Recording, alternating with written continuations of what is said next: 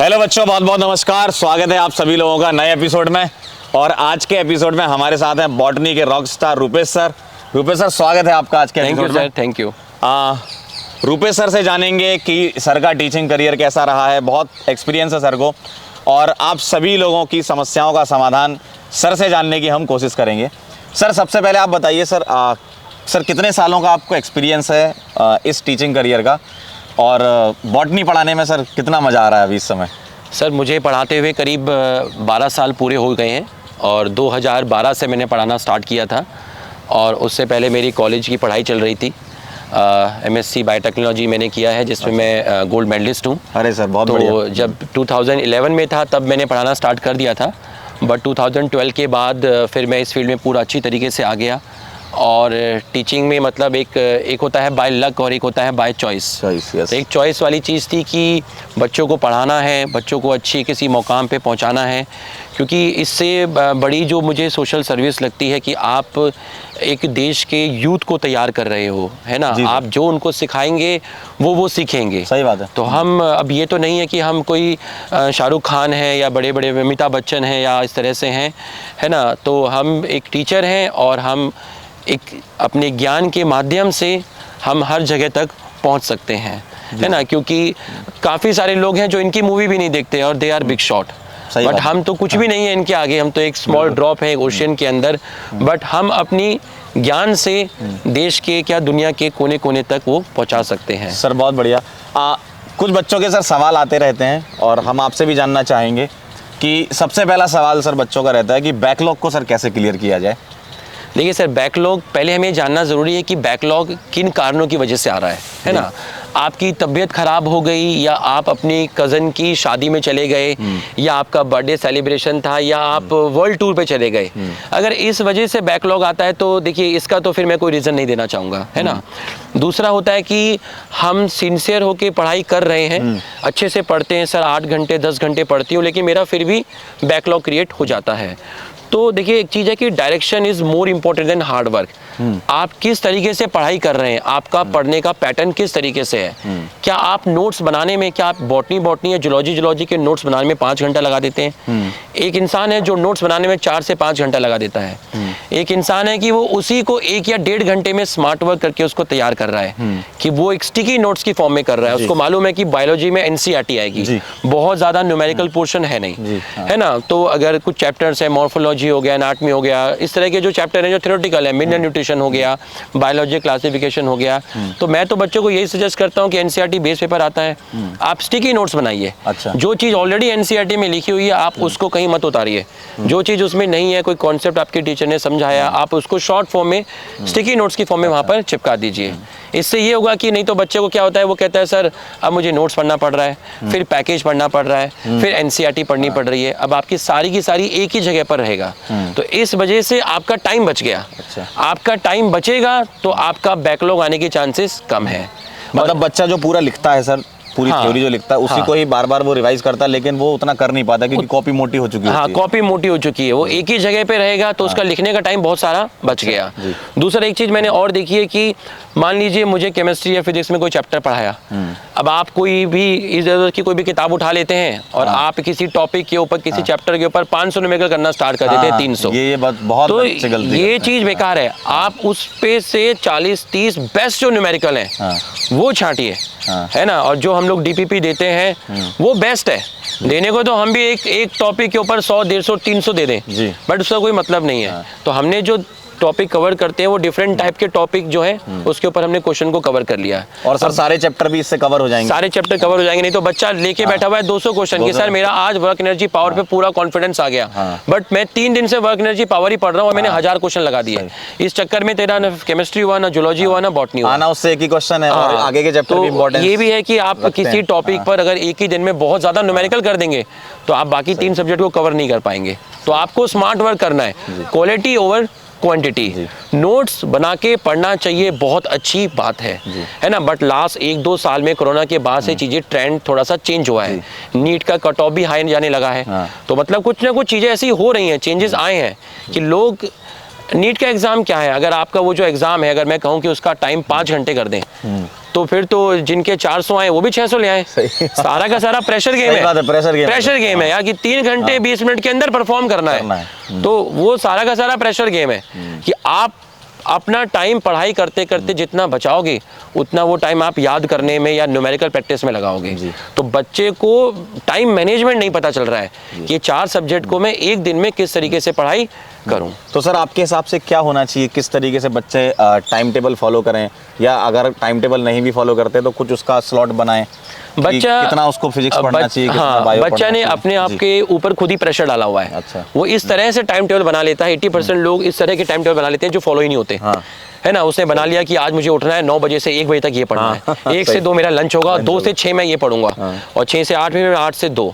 ऐसा नहीं पढ़ना है। आपका जब मन है, आपको लगता है कि आपके अंदर एनर्जी है पूरा का पूरा, तब आप अच्छी तरीके से पढ़ाई करिए।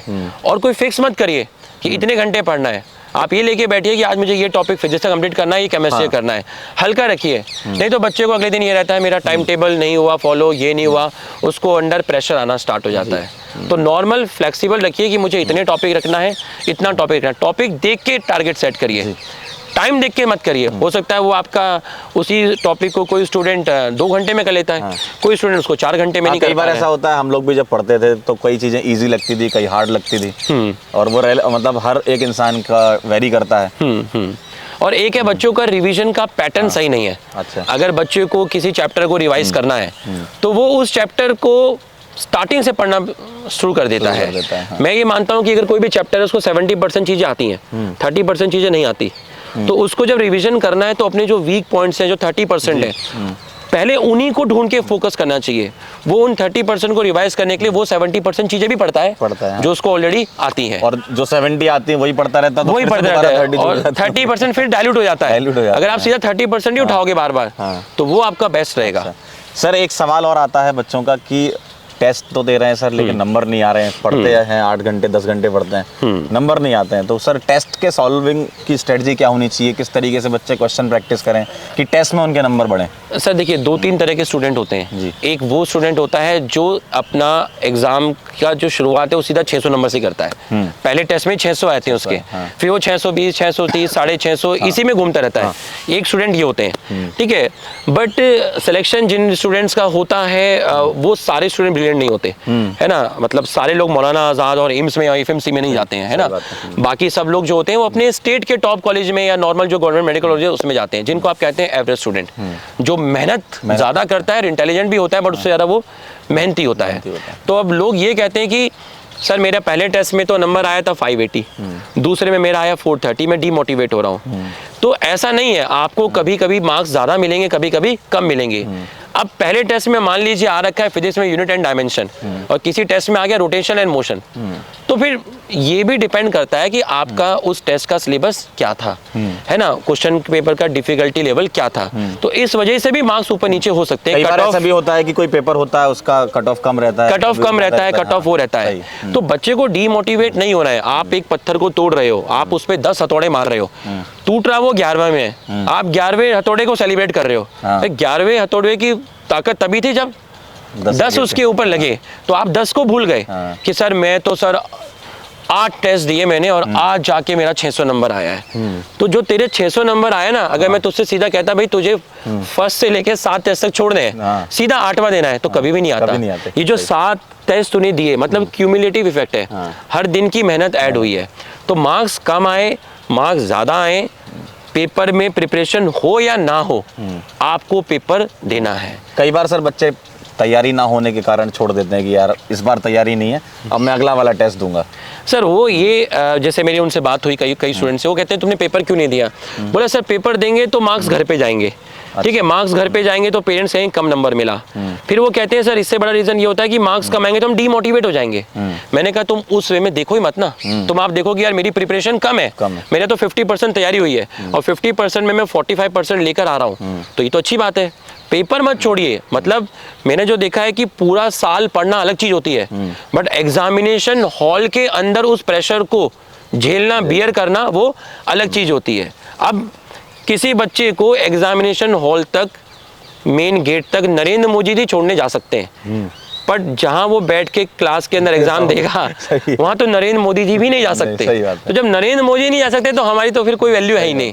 तो कहने का मतलब है कुछ लड़ाइयाँ ऐसी होती हैं जो खुद ही लड़नी पड़ती हैं। हाँ। उस कमरे में हम तो आपको बस तैयार कर सकते हैं, तैयार कर सकते हैं पूरा का पूरा। तो वो जो प्रेशर झेलना है, प्रेशर बियर करना है, अगर तू पीडब्ल्यू के एग्जाम के प्रेशर बियर नहीं कर पा रहा तो वहाँ एग्जामिनेशन हॉल में जहाँ तेरे दिमाग में ये रहेगा कि साला मतलब होगा या नहीं होगा, बाहर पेरेंट्स बैठे हुए पेड़ के नीचे, जैसे ही तू बाहर निकलेगा तेरे से पहले ये सवाल होगा, बेटा कैसा गया।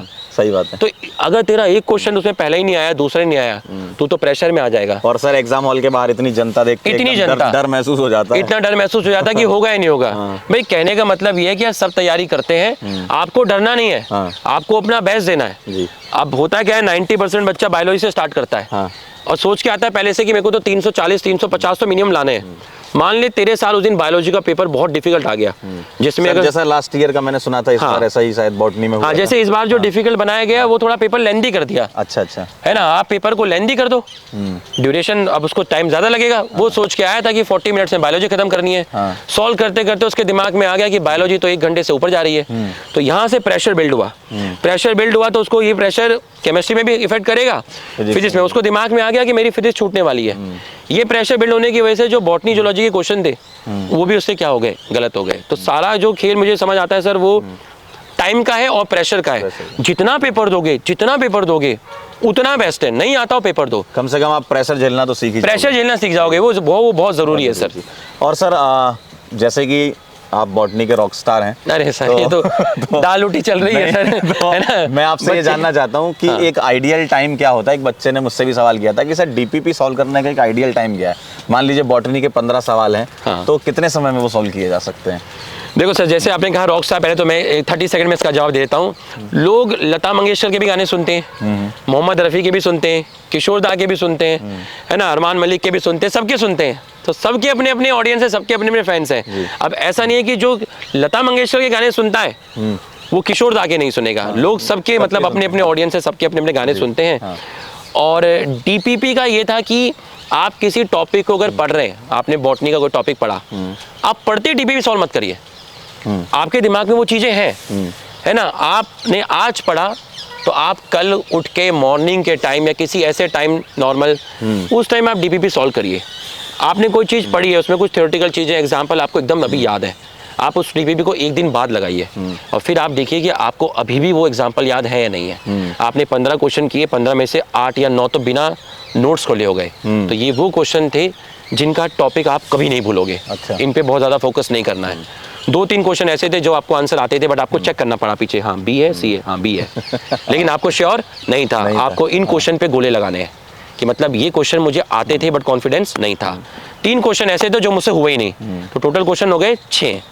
अगली बार जब आप रिवीजन करें तो आप इन्हीं 6 का करें। बच्चा गलती करता है, उठा के फिर से वही सब करना शुरू करता है। तो बच्चे को स्मार्ट वर्क करना सीखना पड़ेगा। मतलब जो नहीं आता उसको बार बार रिवाइज करें, उसको बार बार रिवाइज करना, उसी को पहचान लो जी। सर ये जो समय अभी चल रहा है, ये एग्जाम का बहुत नियर वाला टाइम है और इस समय बच्चा बहुत प्रेशर में होता है। तो आप बच्चों को क्या सजेस्ट करना चाहते हैं इस समय? आप अगर होते इस समय, आप अपने आप को एक बच्चा समझ के ही बताएं कि आप क्या कर रहे होते? सर मैं तो देखो सबसे पहले यही बच्चे को यही बोलूँगा कि अंडर प्रेशर नहीं आना है, ठीक है। इस टाइम काफ़ी स्टूडेंट्स के अंदर नेगेटिव थॉट्स भी आते हैं कि मेरा होगा या नहीं होगा, नहीं हुआ तो पेरेंट्स क्या कहेंगे, रिलेटिव्स क्या कहेंगे, सोसाइटी क्या होगी, क्योंकि वो जिस एज ग्रुप में है, मैं भी सर इसी एज ग्रुप से निकला था, है ना। जब ये बात आया तो मैं थोड़ा खुल के इस पे बात करता हूँ। मैं भी कोटा के किसी प्रतिष्ठित संस्थान में आया था, 2003 या 4 की बात है, तैयारी करने के लिए आया था। तो मेरी भी उस टाइम 17-18 की रही होगी।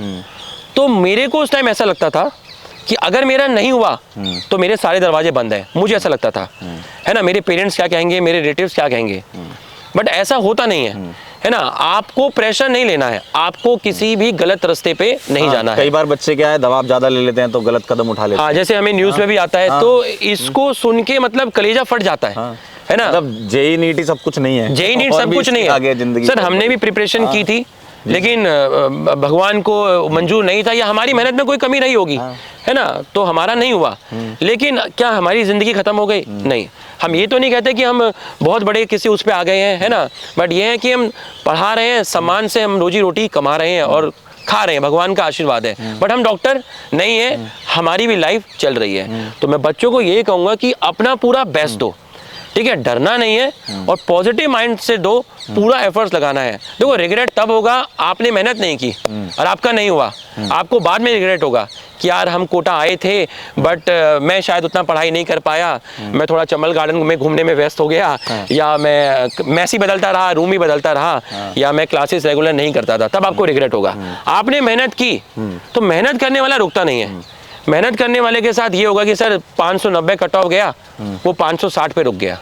तो अगर 560 पे रुका है तो उसका मतलब ईश्वर ने बड़ा ही सोचा है कि भाई एक ड्रॉप और ले और अगली बार 700 में तेरे को जंप करना है। मतलब आप अपनी तरफ से पूरी मेहनत करें, आप अपनी तरफ से पूरी मेहनत करें, बिना डरे पढ़ाई करें, बिना प्रेशर के करें, कूल होकर पढ़ाई करते रहे। नेगेटिव थॉट्स नहीं आने चाहिए, बिल्कुल नहीं आएंगे। आपको कहीं लग रहा है आप थोड़ा सा लो फील कर रहे हैं, आप अपने टीचर्स के साथ बात करिए, डिस्कस करिए, दोस्त की तरह बात करिए कि सर ये मैं शेयर करना चाहता हूँ। कई बार बच्चे सर पेरेंट्स से डरते हैं कि मैं फ़ोन करूंगा तो पापा डांटेंगे। मुझे नहीं लगता कि किसी के फादर अगर कोई चीज़ शेयर करेगा बच्चा तो बिल्कुल सुनेंगे नहीं। सुनते हैं कई पेरेंट और उनको समझ में आ जाता है कि हाँ यार बच्चा थोड़ा सा तकलीफ में है। तो मैं भी बच्चों को ये सजेस्ट करना चाहता हूँ कि कभी ऐसा हो तो अपने दोस्तों से, पेरेंट्स से बात करें, दोस्तों से बात करें, टीचर से बात करें, है ना। तो आप बात करते रहें, आप अकेले ना रहें, है ना। सर पेरेंट के साथ सारी चीज़ें शेयर करनी चाहिए, है ना। मतलब मैं तो ये मानता हूँ कि उनकी डांट में ही प्यार होता है ना। उनकी इंटेंशन कभी गलत नहीं हो सकती। हो सकता है वो आपको किसी चीज़ पे ऐसे डांट दे जहाँ डांटना नहीं चाहिए था, लेकिन उनकी इंटेंशन सही होती है। आप अपने पेरेंट्स से, टीचर से चीज़ों को पूरा खुलकर डिस्कस करिए, कर सकते हैं, है ना। तो डिस्कस करना चाहिए सर पेरेंट्स के साथ। सर बहुत बढ़िया बताया आपने। तो बच्चों देखा आपने, रूपेश सर ने आपको सारा गाइड किया, बैकलॉग की क्या स्ट्रेटजी होती है, टाइम टेबल किस तरीके से आप फॉलो कर सकते हैं जो भी आपका टाइम टेबल है, टेस्ट की स्ट्रेटजी सर ने बताई, बॉटनी को कैसे अटेम्प्ट करना है वो भी सर ने बताया। तो ये सारी चीज़ें आप ध्यान से आपने सुनी होंगी, तो इस पर अमल करिए और अपनी ज़िंदगी को और अच्छा करिए, ठीक है। मिलते हैं बेटा फिर नेक्स्ट एपिसोड में, तब तक के लिए ओके बाय।